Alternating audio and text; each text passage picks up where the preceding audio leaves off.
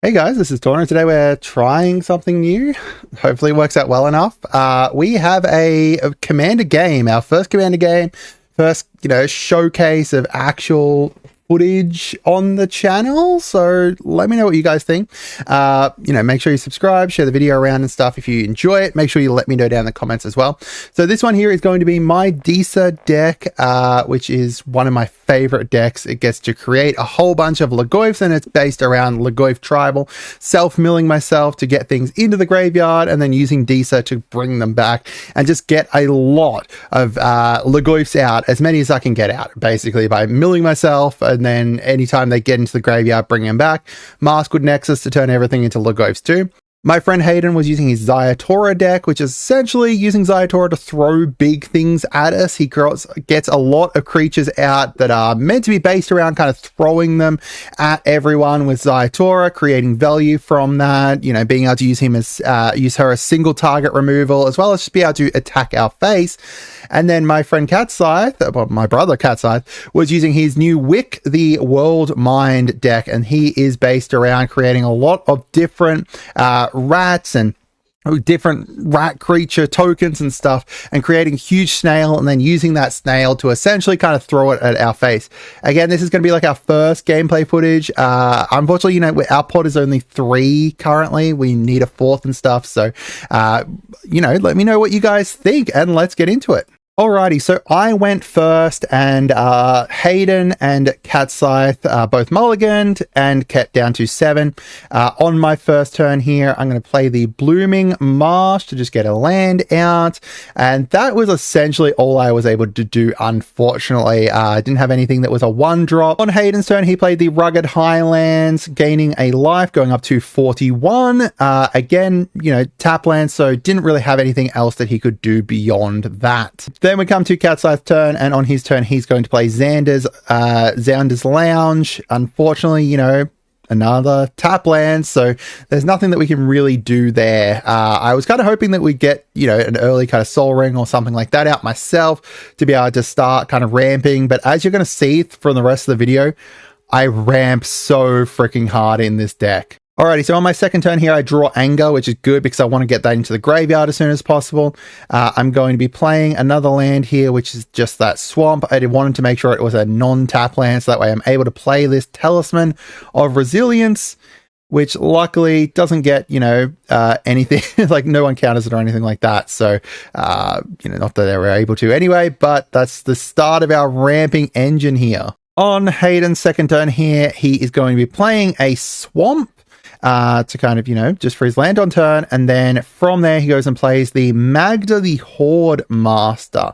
Now, unfortunately, he doesn't really have much that can make use of the crimes yet, to be able to create these treasure tokens.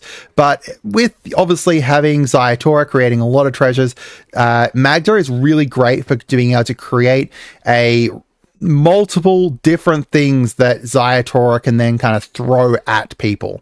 On Catscythe's turn here, he plays a Swamp and then taps both of them to play a Persistent Marsh Stalker. So that's a rat that's going to get buffed up based on the amount of rats that he controls. And then it's also got Threshold. Whenever you attack with 1 or more rats, if 7 or more rat cards are in your graveyard, you can pay 3 and then return it to the battlefield. On my third turn here, I'm going to be playing this Temple of Malice to scry 1, continuing on my lands. I forgot to show what I scryed here. I can't exactly remember. I think it might have been just a normal forest, but oh yeah, here it's the forest. So I got just a forest. I kept that on the top because I knew that I didn't have a land in hand.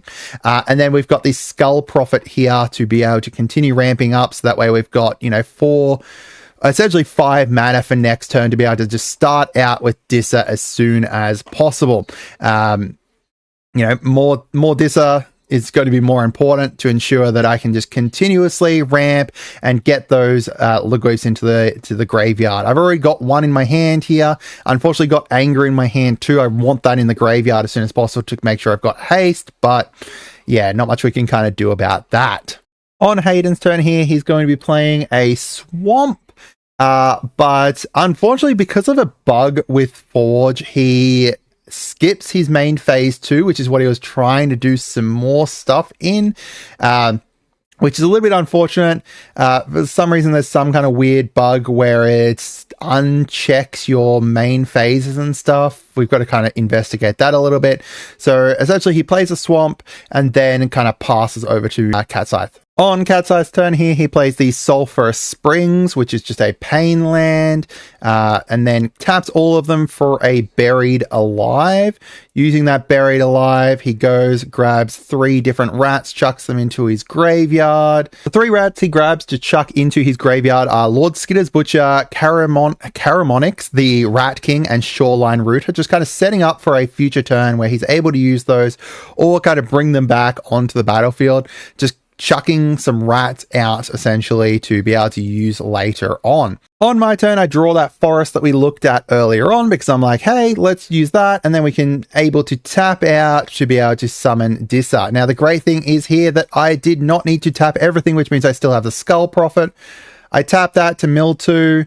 And I get insanely lucky here. From the 2 different ones that I chuck out into the, when I mill them there, I managed to actually get a Necrogoyf out, which, as you can see here, is going to be very, very great. It's going to make it so that everyone needs to discard something, which is good. I want to be able to discard things to be able to use them later on, as well as it's going to get buffed up by all creatures in all graveyards. And Cat Scythe just chucked 3 creatures into his graveyards.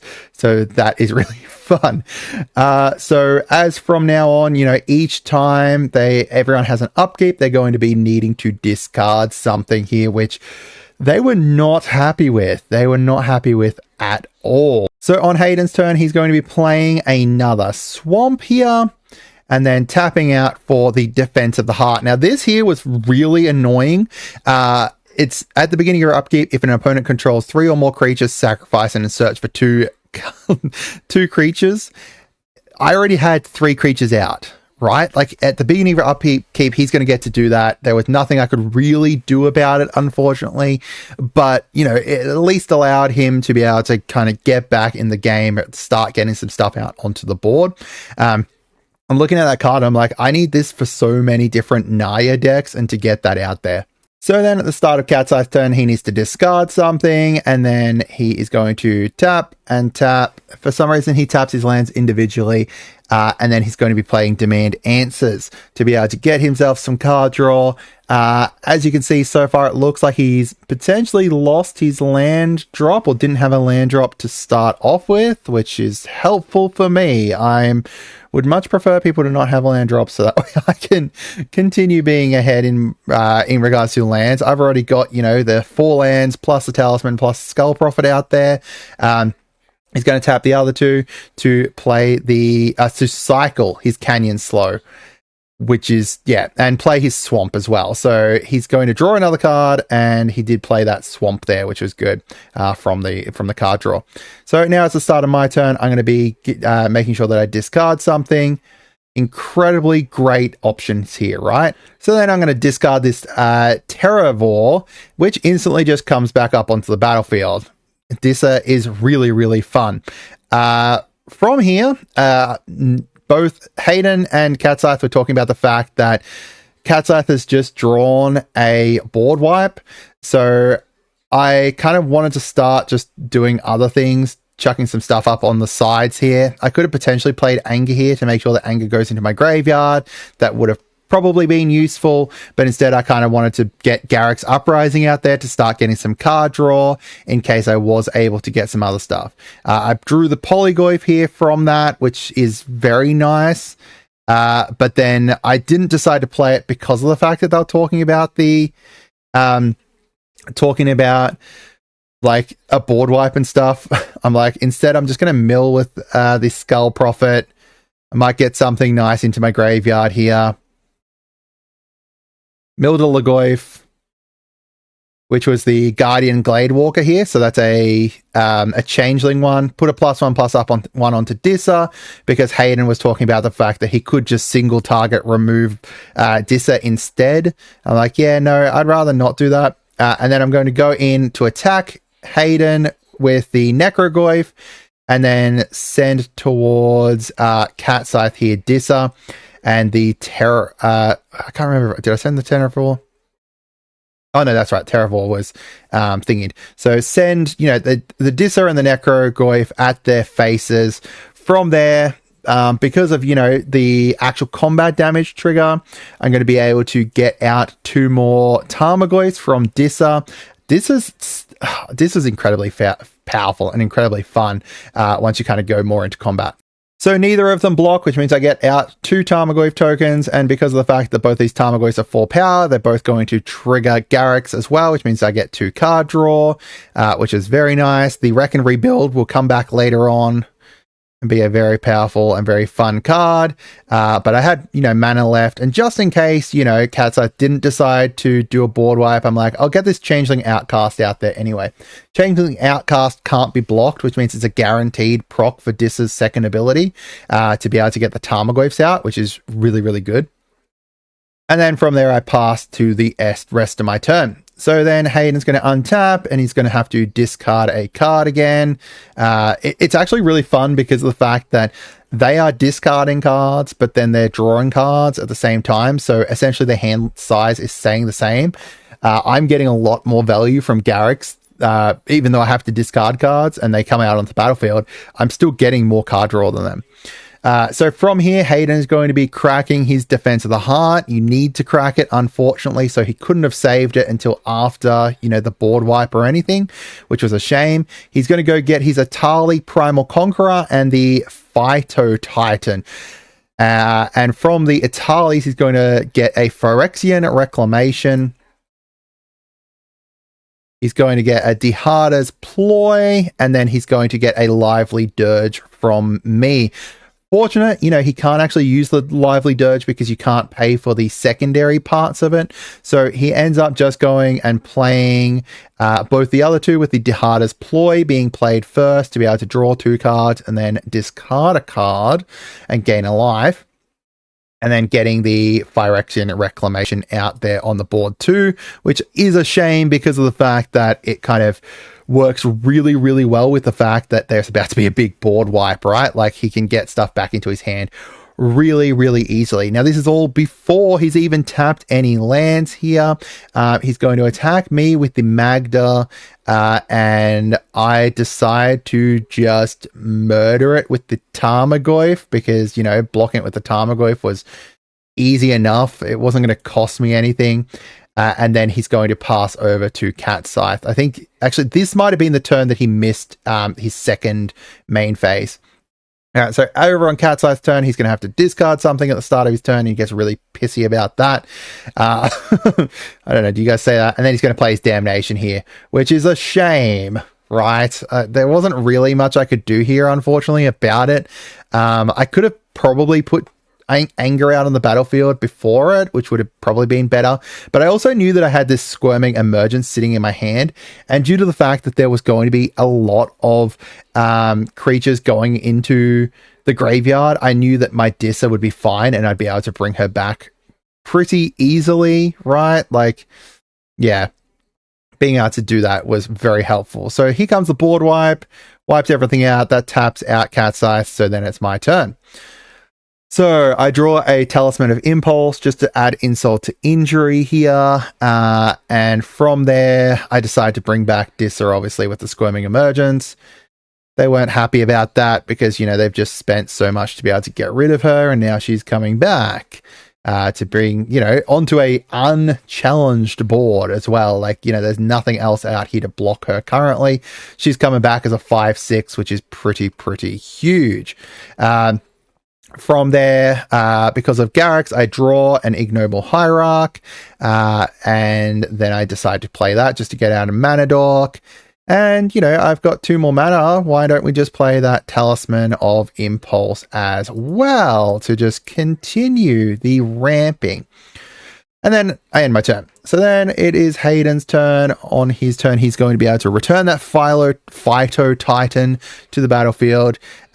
Fortunately, it returns tapped, which means that I don't have to worry about it immediately. It can't block or anything like that to be able to block any of my Logoths that I do happen to get out. He's just going to be able to get that out there on the battlefield to be able to use later on as a secret tool From there, he then goes and taps to be able to play Mahadi. Mahadi has great synergy alongside the deck because of the fact that you're going to be killing things. Unfortunately, it does mean that, you know, it's only on his turn that he's going to create treasures if things die, but at least, you know, it's going to be allowing him to start doing some potential ramp things later on once Ziatora comes out and is throwing things at people. Really great card. I really love Mahadi, right? Like, Mahadi being able to create a lot of treasures is really good. He's only got 2 mana left open here, unfortunately, so there's not really much he can do for the rest of it, except for a Phyrexian Reclamation, which happens to cost, you know, 2 mana from there. So from there, he uses that to return his Demogoth Titan back into his hand, and then ends the rest of his turn there because, you know, he hasn't got anything that's hasted or anything to be able to attack, and he is tapped out. On Cat's Eye's turn, he's going to tap to bring out his commander, Wick, which, you know, I kind of am starting to regret showing him this card because it is bonkers. And then because Wick comes in, he's going to be creating that 1/1 Black Snail. He does proc off of himself. If you get, you know, multiple Wicks out, then they're going to be able to do the +1/+1 onto that snail. The whole thing is he just wants to build this snail really, really big, build a huge snail, and then throw it at our face. But that basically taps him out, so there's nothing else he can really do. So I'm going to be playing this. I actually have a really great turn here. I play Maskwood Nexus first. The Maskwood Nexus is going to allow all of my things to become Legoyfs, and then from there I'm going to use Wreck and Rebuild to mill 5 cards. The Wreck and Rebuild, milling 5 cards, and then get to return a land. So I'm going to choose the Raging Ravine here. There's not much point bringing the Myriad back, but then I also get a Universal Automaton from there. And then I will also go swing with Disa towards Cat's Eye because I thought the Cat's Eye was going to block with his Wick. I wasn't sure, and that would kill his commander. He either had to choose keep his commander or give me a Tarmogoyf. So getting the Tarmogoyf out would have been great. Destroying his commander would have been great. Either way, you know, I get something from that. So I'm going to get out a Tarmogoyf here, which is a 6/7 now. Also get to draw a card, because why not? I get a Viridian Bog there. I hadn't played a land for turn yet. All right, so next up, we've got Hayden's turn. Hayden's going to play the Temple of Abandon for his land for turn. And then he's got the Phyto Titan here that he's going to be swinging at me. I had the choice here of either taking the damage to the face or blocking it with my Tarmogoyf to kill it.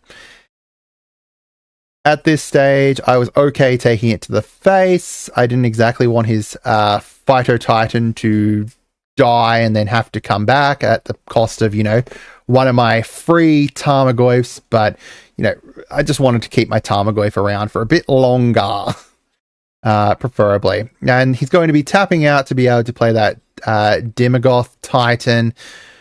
The Demogoth Titan being a huge creature that when it attacks or blocks, you need to sack a creature. Then Mahadi procs. Fortunately, because I didn't get anything, like I didn't block there, he doesn't get any treasures, which is essentially why he was trying to swing it at me to make me block, and then he gets to create treasures, but unfortunate for him that I didn't.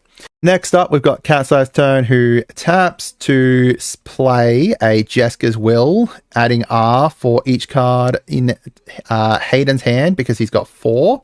So getting 4 red mana from there. And then also exiling the top 3 cards of his library that he's able to play for this turn only. He uses that mana to play a Panharmonicon, which with Wick is bonkers because he's going to get to put 2 +1/+1s on his snail based on however many rats he has come onto the field then. And then he's going to tap the rest of his mana for a Victimize, which means he can sack his snail to bring back 2 of his rats. Unfortunate, which means that now he's got 4 triggers from Wick, because, you know, 2 each of it. Plus then, you know, Lord Skitter's going to create snails as well. Create rats as well. So then he ends up with a big snail, a 8-power snail, as well as 2 rat tokens. He's got the Carmonix, I think is these. Carmonix, the Rat King out. So then on my turn, I'm going to tap to play the Faithless Looting, drawing 2 cards and then discarding 2 cards. Now, I just drew Quorum here. The unfortunate thing is that, again, because of Maskwood Nexus, my anger is technically a Lagoif, which means I can't get it into the graveyard here. I discarded the Polygoif and the Quorum, that's right, to get both of those out. Polygoif is great because of the fact that it has Myriad, which means when I attack, then technically it's going to be summoning 2 more things, which is going to proc Garruk's Uprising. I then draw the Ripples of Undeath, which is going to be important to get even more more self-mill going out. And I also have the Path of Ancestry here for a land, which Catseye was like, why do you even play this in your Lagoif tribal deck, given the fact that Disa is a human? It's because of Maskwood Nexus, right? Like, because of Maskwood Nexus, everything becomes Lagoifs. I'd rather just have the option of potentially having that. And then I single target play Anger to get Anger out. That's how I got Anger out. That's right. Because I'm like, okay, so now that I've got Anger out, I could potentially throw Anger at people's faces, and then they have to block it, right? Like here, Hayden, hold this Anger. You're going to block it, right? And then from there, I'm going to get it into my graveyard. Please just block it. I end up deciding not to and swing Anger at Hayden. He then blocks it with the Demogoth, and then because of that, he has to sack the Demogoth, which means that Anger gets through, and from there, I get another Tarmogoyf out. I also draw Savola here. Savola is insane in this deck because I can just get so much mana. Like at the moment from Quorum, I've got 13. That would be 13 green mana, right? There is a lot of stuff from here. So I go tap, tap, and tap. I thought here that they wouldn't have another board wipe ready, and I was kind of really hoping so, because, you know, I kind of wanted to make sure that I could keep my board out, and then Hayden comes in on his turn, comes in and attacks. I blocked the Philo Titan with one of my Tarmogoyf tokens there. Moo blocks the other one with blocks Mahadi with Wick, and then Hayden plays Corpse Explosion, dealing 11 damage to each creature in Planeswalker. So again, another board wipe here, unfortunately, losing all of my hard work for my big board of Tarmogoyfs. From here, I put Disa back into the command zone. Hayden then brings out Henzi, to use him in the future to be able to cheat things out and be able to kind of blitz things out, because Henzi can then blitz things out, and then you can use Ziatora to throw them towards people before they get sacrificed. And then he passes over to Catseye. Catseye here decides to replay his commander, Wick the Whorled, and then from there obviously gets the Panharmonicon to be able to start building up another snail, which is fun. I love how many snails he's getting out, and how big the frickin' snails get. Panharmonicon is bonkers. And then, unfortunately, he's tapped out. I'm going to be able to start milling on the start of my turn, so Ripples of Undeath procs. From what I mill here, I pay the 3 to be able to bring the Soul Ring back into my hand, because I'm like, what do I need more of? And it was just continuously ramping. As you can see, I have got so much ramp and, you know, mana rocks and stuff out compared to these guys. I got really, really lucky with my mana stuff. And then I just bring back Disa as well. So I can also use Path of Ancestry just straight on Disa to be able to scry one here. I get the Tarmogoyf nest, which I'm going to leave at the top. So that way I'm able to use my my Garruk's Uprising proc to just immediately draw it. I am going to flash back the Faithless Loot, the Faithless Looting, being able to allow me to draw 2, then discard 2. I draw Sir Conrad and Fake Your Own Death. Sir Conrad is luckily a Lagoyf now, thanks to the Maskwood Nexus. So I'm going to chuck him and chuck that Lagoyf into my graveyard. From there, bringing both of them back, and the normal Lagoyf is a 23-24 because of the way it gets buffed up. Sir Conrad as well gets to come back. I'm going to not be able to do much here, unfortunately, because I do not have any haste enabler, because I realized that anger is in my graveyard, but I don't have a bloody mountain. Did you know you needed a mountain for anger? I apparently completely blanked on it. So I'm going to use the Riveteer's Overlook here. Play the Riveteer's Overlook to allow me to search for a basic mountain and bring out a mountain. So now I have haste. Yeah, that was a big kind of silly mistake by myself there, but oh well. The Phytotitan is going to return back at the start of Hayden's turn here at the start of his upkeep. Coming back again, tapped, fortunately. So that way I'm able to be able to bypass it if I want to. And then he's got just enough mana here to be able to bring out Ziatora, which is what he does right here. Ziatora is able to throw things at people, to be able to remove things. In the background here, Hayden and Catscythe were sitting there debating as to whether it was better to remove Sir Conrad or remove Disa. And I'm like, but what about Wick? Why don't you remove Wick? Just throw something at Wick, please. But they end up deciding to remove Disa there. Unfortunately, the Phytotitan will return back later on, and Disa goes back into my command zone. Yeah, I do get 2 Sir Conrad tricks though, which is nice. And then Hayden is going to be using Phyrexian Reclamation, putting it on a stack above the other 2 to be able to return something back into his hand there. And then everything kind of resolves and it switches over to Catscythe's turn. Catscythe here is going to tap to play a Voracious Vermin to summon another another rat, chucking up 4 Wick procs again up onto the stack because of Panharmonicon and Voracious Vermin.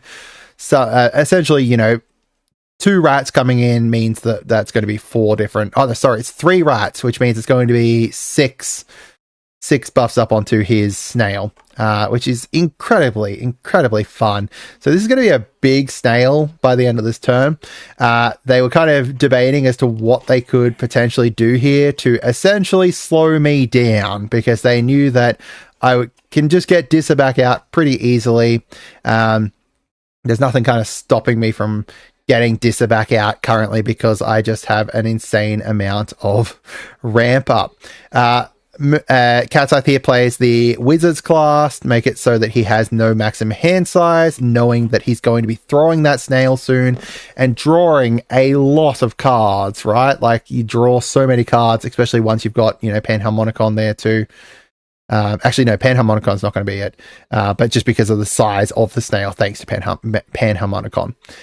So Catscythe here also plays a Rakdos Signet just to have some more mana later on, finally getting a mana rock up, and then passes over to me. At the start of my turn, Ripples is going to proc. I actually love Ripples. It's such a great card, right? So it's going to be milling 3 cards, and I had a look at the cards that it mills here, but I completely forgot that I didn't actually have Disa out on the field. So looking at the cards, I was looking at them and I'm like, all 3 of these cards are just going to come back thanks to Disa, right? I should have probably put the Grist back into my hand, or even the Grave Shifter. Either one of those would have worked well, but I forgot to because of the fact that I didn't have Disa out. I do get 3 procs from Sir Conrad though, just slowly burning them out with Sir Conrad. And then I've got Pyrogoyf. Pyrogoyf is how we're going to be closing this game out. So I play Disa, bring Disa out onto the field. Again, I get to scry 1. The card that I scry is a Temple of Abandon. I just put that at the bottom. I don't need it. I've got so much land out. I'm fine. Disa comes in, I draw another card, draw a Twisted Landscape here, and then I'm going to bring in the Pyroglyph. Pyroglyph, again, as I said, is going to be how we end up finishing out this game because he is just bonkers. So I have just enough mana to be able to do it here, and he's going to come in, dealing damage alongside that. He's already at 7 power because of the fact that, you know, we've got all those different card types in people's graveyards. And I thought I had enough damage here to be able to do more, but then I just end up wiping out Wick to start off with. So I've only got like 1 mana left here, unfortunately. The Voracious, because Wick dying, Voracious Vermin gets buffed up, and then I get a Sir Conrad trigger there. So here I was kind of debating as to what I wanted to do, right? Because I could potentially swing like the Lagoyf at Cat Scythe. He's going to have to block it with something. But I end up deciding to just go straight for Hayden's Face. I was kind of worried about the Ziatora here because I knew that Phyto Titan would be coming back, or at least I was fairly certain that it would be coming back. And I was kind of worried about him just throwing stuff at Disa, and I wanted Disa to stick around. Disa is important, especially because I have this Dead Bridge Chant in my hand, which is going to mill 10, and if I hit, you know, 1 or 2 Lagoyfs with that, or Lagoyfs because of the fact that they're not actually Lagoyfs because of Maskwood Nexus, they are now, I decide to just wanting to protect Disa more, and nothing that kind of Cat Scythe had out at the moment was making me worried about him murdering off Disa yet. So I come in, attack here, wipe out Henzi, wipe out Ziatora. Hayden's like, oh, I've got 1 life. I've got 1 life in a dream. And then Sir Conrad procs. And then, you know, Sir Conrad ends up just taking him out, which is really good. Really good for me. Not great for him. I get a Tarmogoyf out. And then because of the Tarmogoyf, I then can deal damage. Here is where I thought that I'd be able to take out the snail. But I only had 7 damage, not 8 damage. And I was reading that +7 as it being 7 power. And then I get to deal some burn damage out here to Cat Scythe. Drew Tormund, which isn't helpful really at the moment. I mean, I could play it and then play the Dead Bridge Chant, but by this stage, I kind of knew it was over. There's nothing that, you know, Cat Scythe could really do about a 20 power Lagoyf. Like, so here he taps to do Dread Return. He did return Wick into his graveyard because he had Dread Return there. He chucks up another 2 up onto his snail. 2 +1/+1s, bringing the snail up to 10 power. And he activates his Wick to delete his snail and throw his snail at my face, being like, hey, this is my dream. I hope this works. And then drawing like 10 cards as well, which is really funny. So I take 10 damage from there, unfortunately. He does take 1 back from Sir Conrad. He plays a command tower, taps it for a Dark Ritual, and then at this stage, I'm starting to get worried because I'm like, what are you going to do? And it turns out that one of the 10 cards that he drew was a Basilisk Collar.